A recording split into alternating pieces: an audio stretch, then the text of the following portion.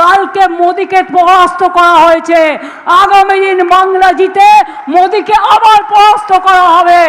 ভারতবর্ষ থেকে, দিল্লি থেকে এই সরকার বিনাশ করা হবে গণতন্ত্রের মাধ্যমে।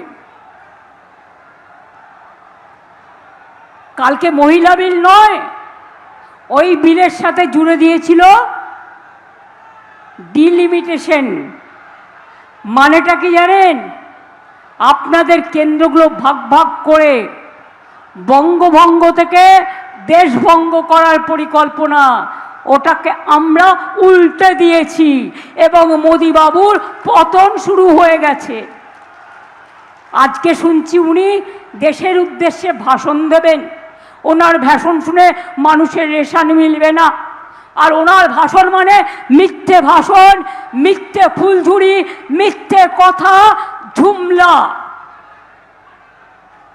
মহিলা আমাকে শেখাবেন না, বাংলায় পথ দেখায়। 98 সাল থেকে লড়াই করছি। মেয়েদের 50% রিজার্ভেশন আমরা পঞ্চায়েতে দিয়েছি, আমরা মিউনিসিপ্যালিটিতে দিয়েছি। এবং মনে রাখবেন, আমরা রাজ্যসভায় আমাদের দল মনোনীত করে তারপরে নির্বাচিত হয়। 46% আমাদের মহিলা আছে।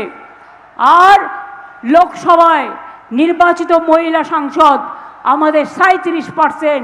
কোনো রাজনৈতিক দলে নেই। কাজেই মহিলা বিল আলাদা। আর মহিলা বিলের সাথে ডিলিমিটেশন বিল ঢুকিয়ে দিয়েছে, যাতে বাংলাটাকে টুকরো করতে পারে, ইউপিটাকে টুকরো করতে পারে, দেশটাকে টুকরো করতে পারে।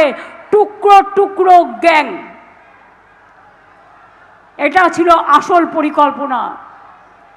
সামনে ছিল মহিলা বিল, পেছনে ছিল মেঘের আড়ালে বদ উদ্দেশ্য।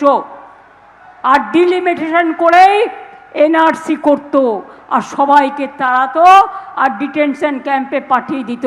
যেমন এসআইয়ের নামে আপনাদের ভোটাধিকার কেড়েছে, আপনাদের লাইনে দাঁড় করিয়েছে। নোটবন্দির নামে লাইনে দাঁড় করিয়েছে। কালো টাকা একটাও আনতে পারেনি। 15 লক্ষ টাকা দেবে বলেছিল, একটাও আনতে পারেনি। বছরে 2 কোটি লোককে চাকরি দেবে বলেছিল। 2 কোটি হলে আজকে বছরে 24 কোটি হয় 12 বছরে। একটা লোককে চাকরি দেয়নি, দেশটাকে বিক্রি করে দিয়েছে। আজকে আবার মিথ্যে কথা। মা বোনেরা সাবধান, টাকা দিয়ে এজেন্সি ভাড়া করেছে।